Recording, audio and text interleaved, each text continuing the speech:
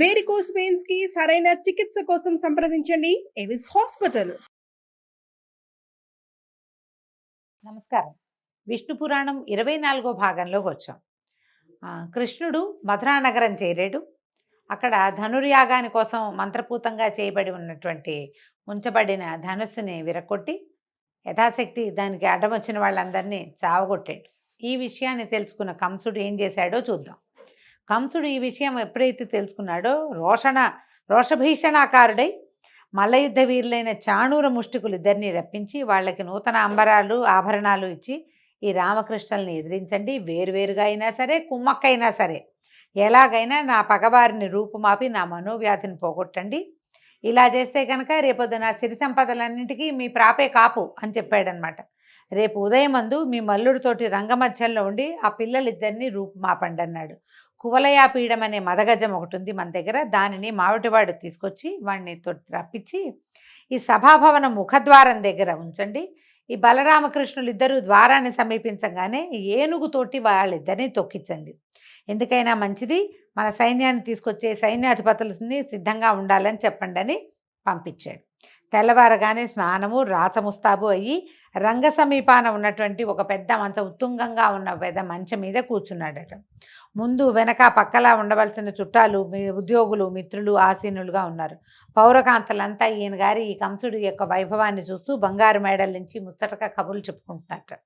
వసుదేవాది యాదవులు, నందాది గోపాలురు సముచిత స్థానాల్లో ఉన్నారు. చాణూర ముష్టికులు మల్లయుద్ధానికి తగిన వేషాలు ధరించి అనుచరులతో కలిసి రంగమధ్యంలో ఉన్నారట.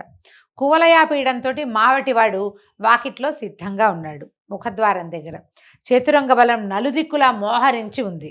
ఆ దశలో కంసుని అనుమతితోటి రామకృష్ణులు వచ్చారు. వెంట వాళ్ళ వెనకాల పడి కొంతమంది గోపబాలకులు కూడా వచ్చారట. కృష్ణునితోటి చాణూరుడు, రామునితోటి ముష్టికుడు యుద్ధానికి సిద్ధంగా ఉన్నారు, ముష్టి యుద్ధం చేయడానికి. అక్కడున్న పెద్దలు ఇంత చిన్నపిల్లలతోటి బలిష్ఠులు, వయసుకు పెద్దవాళ్ళు అయినటువంటి చాణూరు ముష్టికులు యుద్ధం చేయటువంటి చూస్తే పిల్లలు 12-13 సంవత్సరాల పసిపిల్లల్లాగా ఉన్నారు. అంటే ఒళ్ళు మండిపోయింది. పసిపిల్లలు ఏమిటి, వీడు ఇంతమంది రాక్షసుల్ని చంపాడు, ఎంతమందినో చంపిన వాడిని పసివాడని అనడానికి వీల్లేదు. సరే ఏమైంది, ఈ గుమ్మంలోకి ముఖద్వారంలోంచి రామకృష్ణులు ఇద్దరు లోపలికి ప్రవేశించబోతుంటే మావటి వాటి ఏం చేసేట, కువలయాపీఠం అనే ఆ ఏనుగుని, అది కొంత మదమెక్కి ఉన్నది, దాన్ని ఉత్తేజపరిచాడు, కోపం తెప్పించాడు. దానికి కోపం తెప్పించేసరికల్లా అది ఎదురుగుండా ఉన్న వాళ్ళ మీద పట్టిన వెనక్కి తిరిగి కోపం తెప్పించిన వాడి జోలికి వెళ్ళదు, అది ముందున్న వాళ్ళ మీదకి వెళ్తుందనమాట. వాళ్ళిద్దరి మీదకి ఒక దూకిందట. దూకేసరికల్లా ఈ పైనున్న మావటి వాడిని లాగేశాడట కిందకి, బలరాముడు పైనుంచి కిందకి ఒక ఎగిరి. కృష్ణుడు ఏం చేశాడు, పిడిగుద్దులతోటి కువలయాపీఠాన్ని వంచేశాడు. సంహరించారు మావటి వాడిని, సంహరించి కువలయాపీఠాన్ని కూడా సంహరించి దాని ఆ ఏనుగు యొక్క 2 దంతాలని చెరో పక్క నుంచి లాగి భుజాల మీద వేసుకొచ్చారట. ఇద్దరు కాలదండధరులుగా వచ్చారు. ఎట్లా ఉందంటే ఈ కాలదండధరులు యముడే ఇలా 2 స్వరూపాల్లో వస్తున్నాడు అనిపించిందట. ఆ దండాలతోటి లోపలికి వస్తుంటే కృష్ణుడు చాణూరుడు బాహుయుద్ధానికి తలపడ్డారు. ఇద్దరికి చాలాసేపు పట్టువిడుపుతోటి భీకరంగా పోరు సాగింది. చివరికి కృష్ణుడు విజృంభించి చాణూరుని పాదాలు పిడికిట బిగించి 100 మార్లు పైనుంచి మహావేగంతో తిప్పగా వాడి నోట్లోంచి, ముక్కులోంచి, చెవుల్లోంచి నెత్తురు కారిపోయిందట. శరీరం చీలి విరిగిన అది ఒక వస్తువులాగా, వస్తువు విరిగితే ఎట్లా పడుతుందో అట్లా పడిపోయిందట, ప్రాణాలు హరించేసింది. అదేవిధంగా బలభద్రుడు ముష్టికునితోటి పట్లు పట్టి అతన్ని శవాన్ని చేసి విసిరేశాడు. ఈ వైపరీత్యం తన కళ్ళ ముందే జరగటం కంసుడికి రోషం పెరిగిపోయింది. ఒళ్ళు మండిపోతాను చూస్తుంటే. ఎవరో ఒకళ్ళు యుద్ధం చేస్తుంటే మిగిలిన వాళ్ళ బయట నుంచిన వాళ్ళు కూడా ఒక కొట్టు, లాగు, పెట్టు, చెయ్యి, ఇంకోసారి అలాగే అలా అరుస్తూ ఉంటారు. ఎప్పుడు ఇది వాళ్ళిద్దరి పట్ల, ఇద్దరి మీద యుద్ధాన్ని ఎంకరేజ్ చేసే ఉద్దేశం ఉంటే, ఇక్కడ యుద్ధం కాదు, ఎట్లాగైనా వీళ్ళని సంహరించాలన్న ఆలోచనే ఉంది అతనికి. సంహారం పోయి వాళ్ళని ఏమీ చేయలేక వాడికి చిన్న దెబ్బలు కూడా తగలటం లేదు, సంహారం ఏమో వీళ్ళ పాలబడింది. ఈ వైపరీత్యం చూసేసరికల్లా కోపం పట్టలేక దేవకి వసుదేవుల్ని చెరసాల్లో బంధించండి, నా తండ్రి ఉగ్రసేనుడి తల తెగ నరకండి, యదువృష్టి కాంభోజ అంధకారులను వాళ్ళందరినీ కొర్రుళ్ళు నాటి బాధించండి, నందాదులను గొల్లలను చితకొట్టి వాళ్ళ ఆలమందలను ఆస్తిపాస్తుల్ని కొల్లగట్టండి అని ఆజ్ఞలు జారీ చేసి, నేను ఈ పిల్లలు బలరామకృష్ణుల పని పెడతానని వాద్యాలు వాయించద్దని చతురంగ బలాన్ని రమ్మని ఆజ్ఞాపించగా ఆజ్ఞాపించాడు, అరిచి కేకలు పెడుతున్నాడు అనమాట. ఇప్పుడు ఇద్దరు గెలవంగానే వెంటనే వాద్యఘోష వినపడుతుంది, గెలిచారు గెలిచారు శభాష్ అని. ఈ శభాష్లు వద్దంటున్నాడు అనమాట. ఈ చతురంగ బలాల్ని కూడా వచ్చేసేయమన్నాడు రంగం మీదకి అనేసరికల్లా కృష్ణుడు ఏం చేశాడట, ఒక్క ఎగురెగిరి ఏ మంచం మీద అయితే కంసుడు ఉన్నాడో అక్కడికి ఒక ఎగిరి పైకి వెళ్ళాడట. ఎగిరి కిరీటాన్ని పడగొట్టి తలను వక్షానికి అదిమి ఒక్క తాపులో కిందకి తోసి కుప్పిగంతులు వేసి వీపు మీద తన్నాడు. ఇంకా చెప్పేదేముంది, వాడి ప్రాణవాయువు వాయువులో కలిసిపోయింది. కంసవధ ఇట్లా విచిత్రంగా ఏ ఆయుధంతో కాకుండా ఒట్టి తలపోటు పిడికిటి పోట్లతోటే అతని హరించుకుపోయింది. పువ్వుల వాన కురిసిందట ఆకాశం నుంచి, దేవదుందుభులు మోగాయి, గంధర్వులు మనోహరంగా పాటలు పాడారు పైనుంచి. బలరాముడు కంసుడు తమ్ముడిని కూడా అలాగే చాళ్ళు చేతులు కూడగట్టి మీదకెక్కి గిరగిరా తిప్పి కిందకి పడగొట్టాడు. ఆ దెబ్బతో వాడి ప్రాణాలు కూడా అన్న ప్రాణాల్లాగానే అంతరించుకుపోయాయి. ఈ సంఘటన చూస్తున్న యాదవులు నందాదులు పరమానందులయ్యారు. తర్వాత బలరామకృష్ణుడు దేవకీ వసుదేవుల వద్దకు వెళ్ళి పాదాభివందనాలు చేయగా మహానందంతో వాళ్ళ కుమారులని కౌగిలించుకున్నారు. మీరు దేవతలకు కూడా అసాధ్యాలైన పనులు చేస్తున్నారు. మా అదృష్టవశాత్తు కొడుకులుగా పుట్టిన ఆ వాసుదేవుడే మీరు. మీ మాయకు లోబడి మేము గుర్తించలేకుండా ఉన్నాము. మా ఎందున్న మాయను పోగొట్టి భక్తితో మా జీవితాలను పెనవేసి మా ఎందున్న అపరాధాలను బాపి రక్షించమని భగవత్ ప్రార్థన చేస్తున్నట్టుగా కుమారులని ప్రార్థించారట. అప్పుడు కృష్ణుడు, అలా అనకండి, మేము మీ పిల్లలం, ఆదరాభిమానాలతో మీరు మమ్మల్ని పెంచుకోవాలి అని చెప్పి తన మాయ చేత వారి వివేకాన్ని తెరగప్పి అక్కడ ఉన్నటువంటి బంధుమిత్రాదులందరినీ చూసి సముచిత రీతితోటి మాట్లాడారు. బాబాయి మామయ్య అందరినీ కుశలం కనుక్కున్నారనమాట. కంసుని అంతఃపుర కాంతలు వచ్చి ఈ భర్త యొక్క కళేబరం మీద పడి తలా వక్షం గుండెలు బాదుకుంటూ ఏడవడం ప్రారంభించగా కృష్ణుడు వాళ్ళ దగ్గరికి వెళ్ళి వాళ్ళ దుఃఖాన్ని పోగొట్టి మాటలతో ఓదార్చి పంపించాడు. ఒకప్పటి యయాతి పలికిన శాపం వల్ల యాదవులకు రాజ్యాధికారం చెల్లదన్నది స్మరించి అలాంటి కాంక్ష లేనివాడై వెళ్ళి చెరసాలలో బద్దుడై ఉన్న ఉగ్రసేనుని విడిపించి తీసుకొచ్చి కంసునకు పారలౌకిక క్రియలు వారి చేత చేయించి రాజుగా పట్టాభిషేకం చేయించి అక్కడికి వచ్చిన రాజులందరినీ పరికించి చూసి ఇట్లా అన్నాడట, ఈ క్షణం నుంచి యాదవులు మిగిలిన వారు నేను మా అన్న నీకు అనుకూలంగా ప్రవర్తిస్తూ ఉంటాం.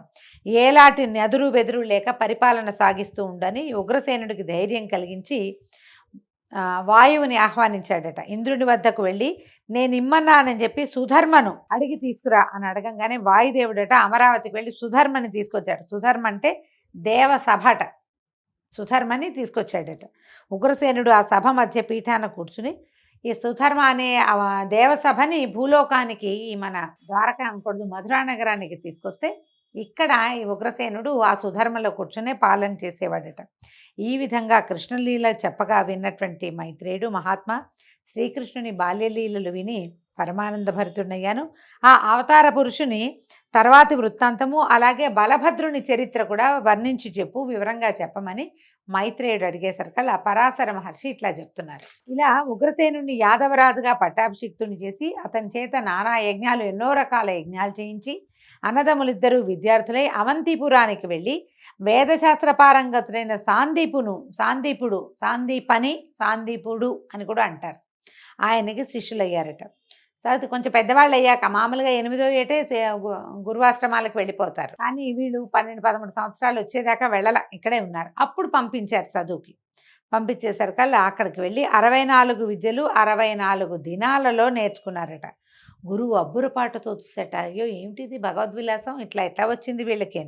ఈ శిష్యులు ఏమన్నారట, గురుదేవా మేము మీకోసం ఏం చెయ్యాలి, మీకేం కావాలో చెప్పండి, అదే మేము మీకు సమర్పించే గురుదక్షిణ అని అడిగేసరికల్లా అప్పుడు ఈయన ఏం చెప్పాడట, ఈ సముద్రం పక్కనే ప్రభాసం అనే తీర్థం ఉంది. ప్రభాస తీర్థం అహ్మదాబాద్కి దగ్గరలో ఉంటుంది, గుజరాత్లో ఉంది. అక్కడ దానిలో నా కొడుకు చిన్న వయసు వాడు పడి మరణించాడు, వారిని బతికించి తీసుకురండి అని అడిగాడట. అప్పుడు ఈ బలరామకృష్ణులు ఇద్దరు అస్త్రశస్త్రాలు ధరించి సముద్రం దగ్గరికి వెళ్ళగా సముద్రుడు భయపడి ఘోషించాట, పెద్ద మోత వచ్చిందట సముద్రంలోంచి. అప్పుడు పంచజనుడు అనే రాక్షసుడు శంఖరూపుడితోటి ఆ బ్రాహ్మణ బాలుని చంపాడు అని శబ్దం అనమాట ఆ ఘోషలోంచి. ఈ సముద్రుని ఘోషను అర్థం చేసుకున్నటువంటి కృష్ణుడు అన్నను గట్టు మీద ఉండమని సముద్రంలోకి ప్రవేశించి పంచజనుడనే వాడిని సంహరించి వాడి శంఖరూపమైన ఎముక ఘోషించేటట్టుగా చేశాడట. ఆ నాదం రక్కసులకి భీకరము, వేల్పులకి ప్రమోదకరము అయిందట. తర్వాత కృష్ణుడు యమలోకానికి వెళ్ళి తన రాక యమునకు చెప్పి గురుపుత్రుణ్ణి తీసుకొచ్చి గురువుకి అప్పచెప్పాడు.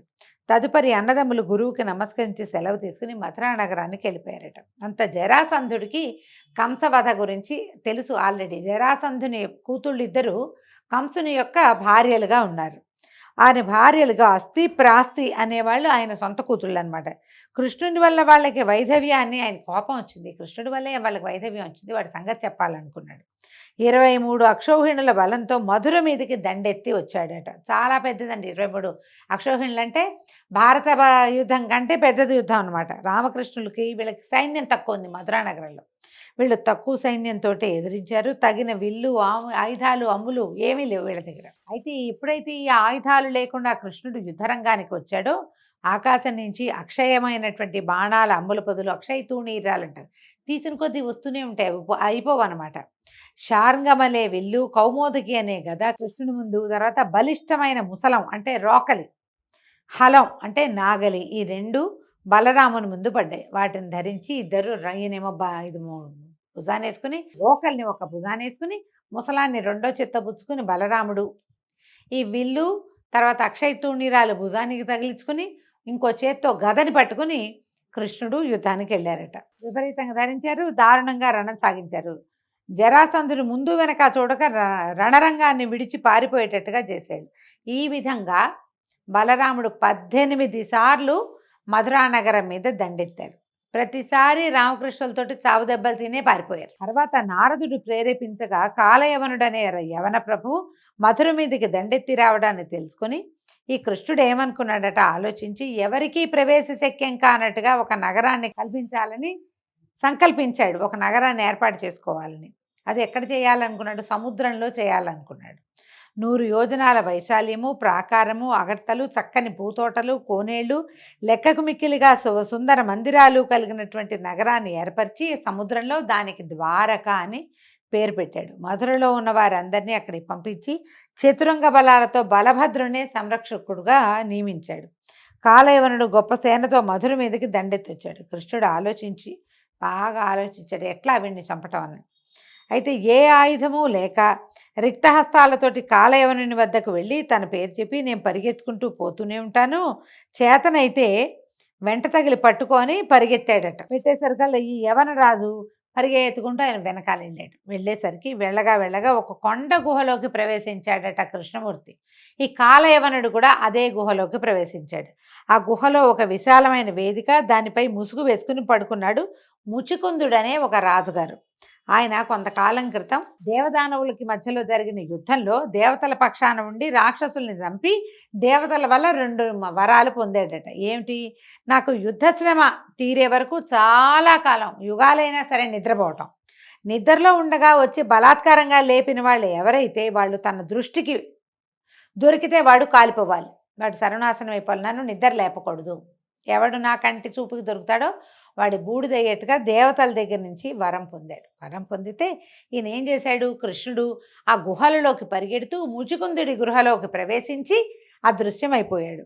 ఈ నిద్రలో ఉన్న ముచికుందుడి గుహలోకే ఆయన ఎక్కడైతే పడుకున్నాడో అక్కడికి కాలయవనుడు పరిగెత్తుకొచ్చి ఈ పడుకుని ఉన్నటువంటి పొడుగాటి స్వరూపము, పచ్చని బట్ట, తల కింద చేయి పెట్టుకుని పడుకున్న స్వరూపాన్ని చూశారు కల్లా కృష్ణుడే పడుకున్నాడని నమ్మి ఏం చేశాడంటే కాలయవనుడు ఒక కాలుతో ముచుకుందుని ఒక తన్నుదన్నాడు. తనంగానే ఆయన మెలకు వచ్చి కళ్ళు తెరిచి చూసేసరికల్లా ఆ చూపులోంచి వచ్చిన కోపాగ్ని జ్వాల తగిలి యవనరాజైన కాలయవనుడు నిలువుతా కాలి బూడిదైపోయాడట. చాటుగా ఉన్న కృష్ణుడు ముచుకుందుడి దగ్గరకు వచ్చాడు. అప్పుడు ఎవరు నువ్వు అని రాజుగారు ప్రశ్నిస్తే, వసుదేవుననే యాదవుని కొడుకుని నన్ను కృష్ణుడు అంటారు అనగానే పరిగెత్తుకుంటూ లేచి వచ్చాడట ముచుకుందుడు. లేచి వచ్చి ఆయనకి సాష్టాంగంగా నమస్కరించి, దేవదానవ యుద్ధం తర్వాత ఇంద్రుని మాట మీద ఈ కొండ గుహలో నిద్రించడానికి నేను వస్తుంటే గార్గ్యుడు అనేటువంటి ఒక బ్రాహ్మణుడు, ఒక ముని నా దగ్గరకు వచ్చి, రాజా, ద్వాపర యుగాంతమునందు భూభారం తీర్చడానికి మహావిష్ణువు యదువంశం నందు దేవకీ వసుదేవుల కుమారుడుగా జన్మిస్తాడు, కృష్ణుడనే పేరు కలిగి ఉంటాడు, నీకు ఆ దేవుని దర్శనం అవుతుంది, శుభప్రదుడితో నీకు మోక్షం లభిస్తుందని చెప్పారు. తండ్రి దయచేసావా ఇంతకాలానికి. ఈ ముచుకుందుడు కృతయుగానికి చెందినవాడండి. ద్వాపర యుగం దాకా పడుకున్నాడు. మొత్తం కృతయుగం ముప్పాతికి నిద్రపోయినట్టే. అక్కడి నుంచి త్రేతాయుగం మొత్తం నిద్రపోయాడు. ద్వాపర యుగాంతంలో జన్మించాడు కృష్ణ పరమాత్మ. ఆయన తర్వాత 5000 సంవత్సరాలే తర్వాత వచ్చేసింది కలి. ముచుకుందుడు గుర్తుపట్టాడు అనమాట. బట్టి అప్పుడు ఇది పరమాత్మకి దండం పెడితే ఆయన ముకుందుడు ప్రసన్నుడై ఏమన్నాడంటే, రాజా, నా మాట వల్ల దివ్యభోగాలు అనుభవించి మంచి వంశంలో పుట్టి వైభవాన్ని పొంది పూర్వజన్మ జ్ఞానం కలిగి నీకు ఇష్టమైన లోకంలో ఉండు, తర్వాత జన్మాంతమందు మోక్షాన్ని పొందమని చెప్పాడు.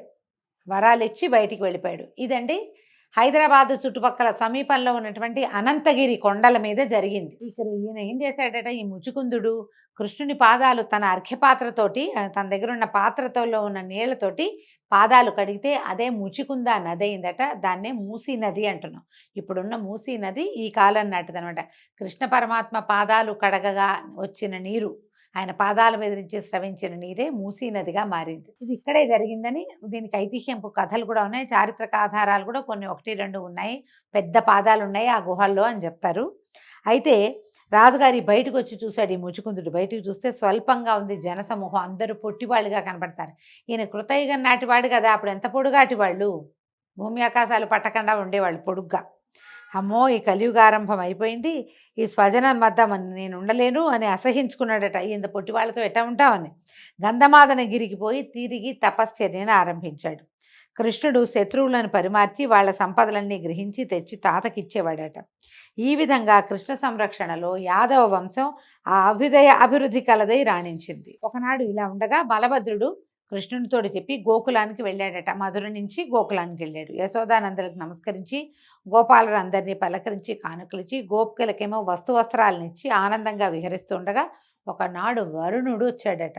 బలరామునకు వివిధ మణిమయ భూషణాలు ఇచ్చి ఇష్టాగోష్ఠి జరిపాక బలరాముడు అడిగాడట, ఏమయ్యా, ఒక కాలంలో నీ నుంచి వచ్చినటువంటి వారుణిని సేవిస్తారు కొందరు పెద్దలు, దానివల్ల ఏమవుతుంది, వరుణుడి నుంచే వారుణి వచ్చిందంటే, వారుణి అంటే మద్యమేనండి, ఇది ఎలా ఎందుకు అని అడిగేసరికి వరుణుడు చెప్పాట, దేవదానవులు అమృతం కోసం పాల సముద్రాన్ని తరుస్తూ ఉన్నప్పుడు అమృతం కన్నా ముందొచ్చింది వారుణి.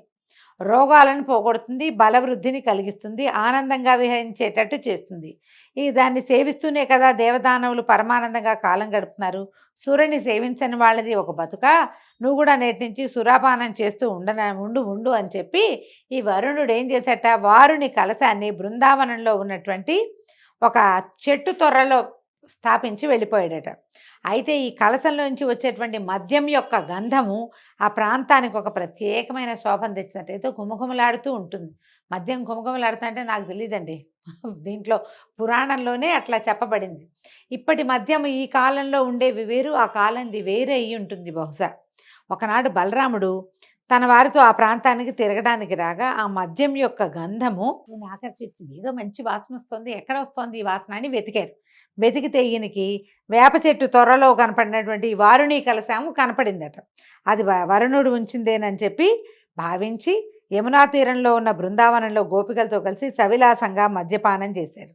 కొందరు గోపికలు కూడా మద్యపానం చేసి వింత పలుకులతోటి విలాసాలతోటి విర్రవీగుతున్నట్టుగా నటించడం ప్రారంభించారు. అయితే ఒక వినోదం కలిగిస్తుంది మద్యపానం. ఏముంది, తాగేసరికల్లా ఒక మత్తు వస్తుంది, ఒళ్ళు ఊగిపోతూ ఉంటుంది, కళ్ళు తిరుగుతూ ఉంటే ఏదో సంతోషం కలుగుతూ ఉంటుంది. దాంతో ఈయన ఏం చేశాడు, హాయిగా వాళ్ళతోటి కబుర్లు చెప్తూ గోపికలందరూ తలా ఒక పిచ్చి వేషము వేస్తుంటే ఆ పిచ్చి వేషాలన్నీ చూసి నవ్వుతూ ఆడుతూ అలసి సొలసి జలక్రీడలు ఆడదామనిపించింది. చాలా చెమట పోస్తోంది, విసుగ్గా ఉంది, స్నానం చేద్దామని మదిరాపాన మత్తుడై అక్కడికి వెళ్ళలేక యమునా నదిని నా దగ్గరికి రా అని యమునని పిలిచాడు. యమున ఎందుకు వస్తుంది, ఆవిడ దారిని ఆవిడ పోతూ ఉంటుంది. ఈ బలరాముడి దగ్గరికి రాకపోయేసరికల్లా కోపం వచ్చిందట. ఓ యమున, ఇలా చూడు, నా చేత్తో కానీ దీంతో కానీ నీ బతుకు 1000 బారలేస్తాను, నా పిలుపు నీకు వినిపించట్లేదా, అంత మదించున్నావా అని యమునని తిడుతూ, తాగబోతు వాళ్ళు ఇలాగే కదండి చేస్తారు, బలరాముడు చేశాడని చెప్తోంది పురాణం. అయితే వెళ్ళి ఏం చేశాడు, యమునా నది గట్టుకి వెళ్ళి నాగల్ని నీళ్ళల్లో ముంచి లాగాడట. లాగేసరికల్లా ఏమైంది, అది విని దేవతలందరూ పైనుంచి ఆశ్చర్యంగా చూస్తున్నట్టు, ఏం శబ్దం వస్తోంది ఇది అని. పెద్ద ధ్వని, చాలా పెద్ద శబ్దం అట. యమున పెద్ద పెద్ద పాయలుగా అయిపోయి బృందావనంలోకి ప్రవేశించిందట. లాగేసరికి సెపరేట్ అయిపోయింది, కొన్ని పాయలుగా ఏర్పడి ఒక పాయ లోపలికి వచ్చింది. ఈయన ఏం చేశాడు, బలరాముడు భార్య అయిన రేవతితో గోపికలతో ఆ నీళ్లలో క్రీడలు ఆడుతుంటే వాళ్ళ ఆటలు సహించలేక యమున నిజరూపంతో బయటకు వచ్చేస్తుందట. బయటకు వచ్చి బతిమలాడిందట, నన్ను ఇంత గాయాల పాలు చేసావు, ఇన్ని దారులు చేసావు, నన్ను వదిలిపెట్టేసేయి అని బతిమలాడేసరికల్లా సరే భయపడకు వెళ్ళమని జలక్రీడలు ఆపేసి భార్యా సమేతుడై తిరగటం మొదలుపెట్టాడు, విహారం చేయటం మొదలుపెట్టాడట బృందావనంలో. అలా వినోదంగా ఉండగా అప్పుడు వరుణుడు ఏం చేశాట, నల్ల కలువల వన్నెలో ఉన్న తలపాగా, కనకరత్న కుండరాలు, నీలాంబరము, తెల్లని పట్టుగొడుగు ఇచ్చి వెళ్ళాడట. అప్పుడు ఏం చేశాడు, చాలా రోజులు ఈ 2-3 నెలల పాటు బృందావనంలోనే సంతోషంగా గడిపి తర్వాత కృష్ణ సందర్శనం కోసం హలాన్ని భుజం మీద వేసుకుని ద్వారకా నగరం వెళ్ళాడట. అయితే ఆ కాలంలో విదర్భ దేశాధీశుడు కుండినపురంలో నివసిస్తున్నవాడు భీష్మకుడనే రాజు. అతనికి పెద్ద కొడుకు రుక్మి, ఒకే ఒక్క కూతురు రుక్మిణి. అయితే ఆమె రూపురేఖా విలాసాలకు ముమ్మరించి ఎందరో రాజకుమారులు మాకని అడిగేవాళ్ళట, ఆమె చాలా సౌందర్యవతి అని. అయితే ఎవరో ఒకళ్ళకి ఇంకా ఎవరి కోరిక తీరలేదు. శ్రీకృష్ణుని వరించాలని రుక్మిణి యొక్క నిశ్చయము. రుక్మిణిని పరిగ్రహించాలని కృష్ణుడు సంకల్పం చేశాడు కూడా. కానీ ఆమె పెద్దన్న అయినటువంటి రుక్మి శిశుపాలుడికి ఇవ్వాలనే పట్టుదలగా ఉంది. చేదిరాజు అయినటువంటి శిశుపాలుడు రుక్మికి స్నేహితుడు. మళ్ళీ శిశుపాలుడు ఎవరో కాదు, శ్రీకృష్ణుడికి 3వ మేనత్త కొడుకు. అతనికి ఈ అమ్మాయిని ఇవ్వాలని భావించారు. రుక్మి మన శిశుపాలుడిని పిలిచారు కూడా, పెళ్లికి తరలి రమ్మని పిలిచారట. ఈ జరాసంధుడితోటి ఇతోధికంగా స్నేహంలో ఉన్నటువంటి శిశుపాలుడు అందరినీ, తన స్నేహితులందరినీ తీసుకుని కుండినపురానికి వచ్చాడట. స్వయంవర వార్త విన్నటువంటి కృష్ణుడు, బలభద్రుడు మొదలైన అన్నదమ్ములతో ఇంకా ఉన్నారు ఆయనకి, సాత్యకి వాళ్ళు తమ్ముళ్ళు, వాళ్ళందరినీ తీసుకుని తగిన బలగంతో బయలుదేరి కుండినపురానికి వచ్చి కొంచెం దూరంగా అందరినీ పెట్టాడట. మనకేం కథ వింటామంటే భాగవతంలో రుక్మిణీదేవి నుంచి ఒక ఉత్తరం వచ్చిందని వింటాము. అలా కాకుండా స్వయంవర ప్రకటన వినే వీళ్ళు వచ్చారని చెప్తోంది పురాణంలో, ఇట్లా చెప్పబడుతోంది. ఆచారం ప్రకారము రుక్మిణి బ్రాహ్మణ సుమంగళులతోటి దాసీజనంతో ఊరు వెలుపల ఉన్నటువంటి దుర్గాలయానికి వచ్చి ఆరాధన చేసి రాజమార్గానికి రాగా కృష్ణుడు ఆమెను చూసి పరిగ్రహించి రథం ఎక్కించుకున్నాడట. ఆ వార్త తెలిసినటువంటి ఆమె అన్న శిశుపాలాదులతోటి కలిసి కృష్ణుడితో యుద్ధానికి సిద్ధపడ్డాడు. జరాసంధుడు, దంతభక్తుడు, సాళ్వుడు, శిశుపాలుడు మొదలైన వారు మబ్బులు భాస్కరుని ఎదిరించినట్టుగా శ్రీకృష్ణుడిని ఎదిరించాడు. మబ్బులు సూర్యుడిని ఏం ఆపగలవంటే ఊరికే ఒక క్షణం ఆచ్ఛాదన వస్తుంది, తర్వాత సూర్యుడు బయటకు వచ్చేస్తాడు. అట్లా కృష్ణుడి మీదకి వెళ్ళారు. తర్వాత బలరాముడు, సాత్యకి, కృతవర్మ మొదలైన యాదవ సింహాలు విజృంభించి జరాసంధాదుల చతురంగ బలాలను తుకుతుకుగా చితకొట్టారు. ఆ దెబ్బతో జరాసంధుడు తిరిగి పారిపోవాల్సి వచ్చింది. శిశుపాలుడు కూడా చేసేది లేక తన ఊరు తాను వెళ్ళిపోయాడు సిగ్గుబడి. కానీ రుక్మి వదిలిపెట్టలేదట. కృష్ణుడి సంహరిస్తే గాని నగరంలోకి వెళ్ళనని ప్రతిజ్ఞ పలికి ఎదిరించాడట. అప్పుడు కృష్ణుడే తలపడి వాని సైన్యానికి ధైర్యం కలిగించి రుక్మిని గట్టిగా పట్టుకుని, బావా ఊరికే హాస్యం సుమాని తల అక్కడక్కడ గొరిగి వదిలిపెట్టించాడు. పిడిబాకు లాంటిది, పచ్చల పిడిబాకు ఉంది ఆయనకి. ఆ బాకును తీసి దాంతో తల అక్కడక్కడ బొరియలుగా కట్ చేసి వదిలిపెట్టాడు. తర్వాత విజయలక్ష్మితో సహా రుక్మిణిని తీసుకొచ్చి ద్వారకలో సలక్షణంగా వివాహం చేసుకున్నాడు. అయితే ఈ వివాహానికే రాక్షస వివాహం అని పేరండి. వధువుని బలాత్కారంగా తీసుకురావటం అనేది ఆ రోజుల్లో విధానంగానే ఉండింది. కృష్ణ పరమాత్మ ఆమెను వివాహం చేసుకున్నాడు. కొంతకాలానికి ఆ దంపతులకు మన్మథాంశంతో ఒక కుమారుడు, అచ్చంగా మన్మధుడిలాగా కనపడేటువంటి ప్రద్యుమ్నుడనే నామధేయంతో ఒక కుమారుడు కలిగాడు. అయితే ఈ పిల్లవాడు పుట్టిన 6వ రోజున శంబరాసురుడు అనే రాక్షసుడు పురిటింట్లోకి వచ్చి పసిబిడ్డని ఎత్తుకుపోయి సముద్రంలో పడేశాడట. కృష్ణుని కుమారుడి వల్ల నీకు మరణము అని ఆ శంబరుడికి ఒక అశరీరవాణి చెప్పింది. అందుకని ఏం చేశాడు, ఆ పని జరగకూడదని చంటి పిల్లవాడినే తీసుకొచ్చి సముద్రంలో పారేశాడు. ఆ శిశువుని ఒక చేప మింగిందట. మింగేసరికల్లా ఏమైంది, ఆ మింగిన చేపని ఒక జాలరివాడు పట్టి శంబరాసురుడి కూతురికే తీసుకుపోయి ఇచ్చాడు ఆ చేపని. ఆ చేపను తరిగేసరికల్లా దానికి దాపుగా ఉన్న లోపలున్న శిశువుని చూసి ఆశ్చర్యపోతుంటే నారదుడు వచ్చి అనేసరికి వచ్చి చెప్పాడు, ఏమని, లలన ఈ పిల్లవాడు శ్రీకృష్ణుని కుమారుడు, జాగ్రత్తగా పెంచు అని చెప్పేసరికల్లా ఆవిడ అలాగేనని పిల్లాన్ని పెద్ద చేసింది. అయితే కాగా శంబరునికే ఈ విషయం తెలిసేసరికల్లా పిల్లాడు కొంచెం పెద్దవాడయ్యాడు ప్రద్యుమ్నుడు. అప్పుడు యుద్ధానికి వచ్చాడట. శంబరాసురుడు తెలుసుకున్నాడు కృష్ణుడి కుమారుడు తమ నగరంలోనే పెరుగుతున్నాడని తెలుసుకుని లక్షితుడుగా ఉంటాడు అబ్బాయి. అతనితో యుద్ధం చేసేసరికల్లా శంబరాసురుని చీల్చి చెండాడేశాడట ప్రద్యుమ్నుడు. అప్పటి వరకు సంరక్షణ చేస్తున్నటువంటి మహిళ మాయావతి ఈ ప్రద్యుమ్నుడిని తీసుకొచ్చి ఇక్కడికి వదిలిపెట్టాడు. ప్రద్యుమ్న తీసుకొచ్చి ఇక్కడ వదిలిపెట్టింది. ద్వారకా నగరంలో తీసుకొచ్చి అంతఃపురంలోకి తీసుకొచ్చిందట. తీసుకొస్తే అక్కడ వచ్చిన వాళ్ళంతా ఆశ్చర్యపోయారట. అంతఃపురంలో ఉన్న ఆడవాళ్ళంతా అంత అందమైన ఆ కుర్రవాడిని చూసి, మాయావతిని చూస్తూ ఎవరు వీళ్ళని ఆశ్చర్యపోతుంటే రుక్మిణి వచ్చి ఆవిడ చూసిందట. అయ్యో ఎవరి కుర్రవాడు, ఆనాడు శివుడి కంటిమంటకి మరణించిన మన్మధుడిలాగా పుట్టాడా, ఏ తల్లికి అన్నది ఇంత నవమన్మధుడైన కొడుకుని, నా కొడుకు బతుకుంటే ఈ వయసులోనే ఉంటాడు కదా అని ఆవిడ కుమారుడిని చూస్తూ కళ్ళనీళ్ళు పెట్టుకుంటుంది. పిల్లాడు ముద్దుగా ఉన్నాడు, నా కుమారుడు కూడా ఇటగే ఉండేవాడు అనుకుంది. కొడుకుని గుర్తుపట్టలే ఆవిడ. అంతలో నారదుడు లోపలికి వచ్చి, అమ్మ పుట్టిన 6వ నాటి రాత్రి శంబరుడనే రాక్షసుడు ఎత్తుకుపోయిన నీ కొడుకే ఈ యువకుడు అని ప్రద్యుమ్నుని యొక్క వృత్తాంతాన్ని చెప్పాడు. శ్రీకృష్ణుడు దేవుడు, ఆయనేమో ఆదిదేవుడు విష్ణువు, నీవేమో లక్ష్మీదేవి, ఈ యువకుడు సాక్షాత్తు మన్మధుడు, ఈ యువతి రతి, ఈవిడే రతీదేవి, ఇది మీ చరిత్ర, మీ మహిమను ఎవరూ తెలుసుకోలేరని చెప్పి వెళ్ళిపోయాడు. తర్వాత ఎవరి వల్ల అయితే పెంచబడ్డాడో ప్రద్యుమ్నుడు, ఆమె మాయావతినే వివాహం చేసుకున్నాడు.